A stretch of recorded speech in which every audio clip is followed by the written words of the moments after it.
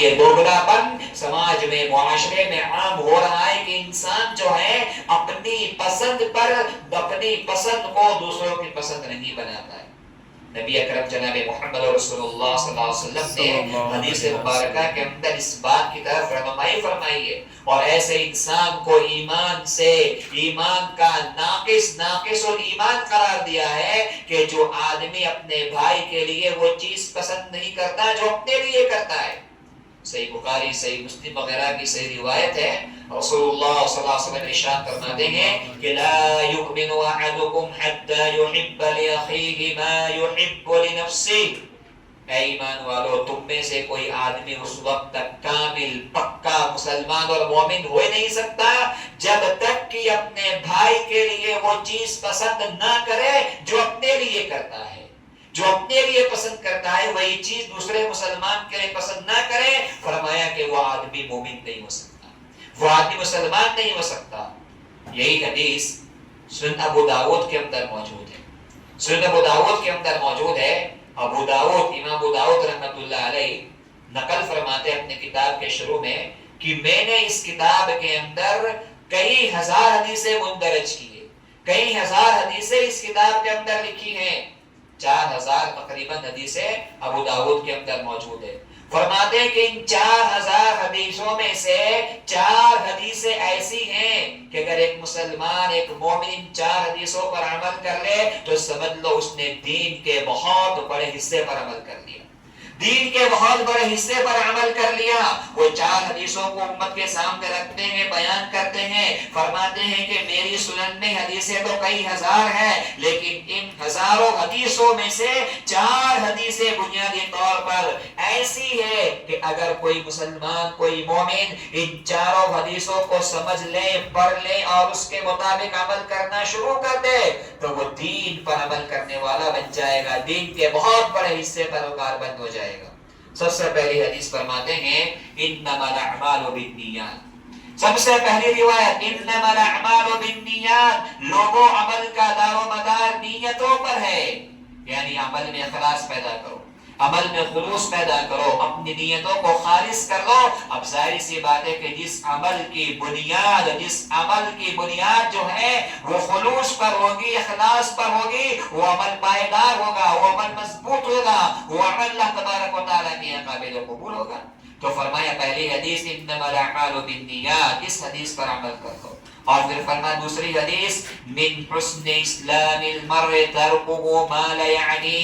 کہ کسی بھی شخص کے مسلمان ہونے کی اچھائی میں سے یہ ہے کہ وہ ایسی چیزوں کو چھوڑ دیتا ہے کہ جن چیزوں میں اس کا کوئی مقصد نہیں ہوتا، جس کو ہم فالتو کام کہتے ہیں، لا یعنی باتیں کہتے ہیں، لا یعنی حرکتیں کہتے ہیں۔ کہاں ایک مسلمان آدمی، ایک مسلمان انسان اگر اچھا مسلمان بننا چاہتا ہے، اچھا مومن بننا چاہتا ہے تو وہ ایسی چیزوں کو قریب نہیں جاتا جو بے مقصد ہوتی ہے، لغویات کے قریب،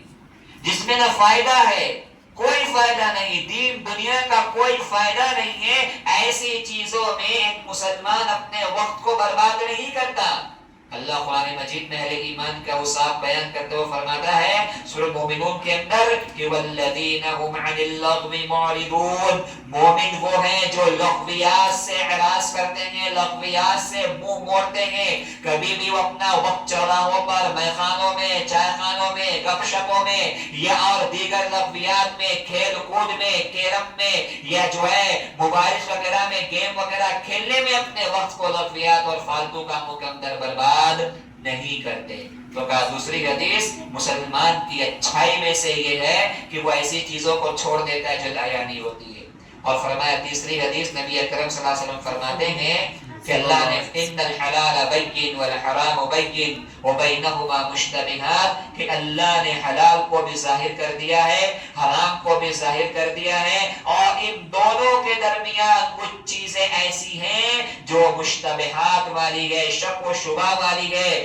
جن کے بارے میں انسان کو پتہ نہیں واضح طور پر کہ یہ حلال ہے یا حرام ہے، امکان حلال کا بھی ہے، امکان حرام کا بھی ہے، امکان جائز کا بھی ہے، امکان ناجائز کا بھی ہے۔ تو فرمایا کہ ایک مومن اور مسلمان کی پہچان یہ ہے کہ وہ شبہات والی چیزوں سے دور رہتا ہے، وہ شبہ والی چیزوں سے بچا رہتا ہے، صرف اس چیزوں کو استعمال کرتا ہے جن کے بارے میں شریعت کا دو ٹوک فیصلہ حلال اور جائز کا ہوتا ہے، اور ان چیزوں سے اپنے آپ کو دور رکھتا ہے جن چیزوں کے بارے میں شریعت نے دو ٹوک حرام اور ناجائز کا فیصلہ کیا ہے، اور ویسے ہی ان چیزوں سے اپنے آپ کو دور رکھتا ہے جو شک و شبہ والی ہوتی ہے۔ تو کہا یہ حدیث اگر انسان کے عمل میں آ جائے، انسان اس پر عمل کر لے تو وہ دین کے بہت بڑے حصے پر عمل کر لے۔ اور آج معاملہ دیکھو، کاروبار میں، کھانے میں، پینے میں، لباس میں جو ہماری نئی جنریشن آ رہی ہے وہ اسی شک و شبہ مبتلا ہے۔ بال کٹائے ایسا نہ کٹائے،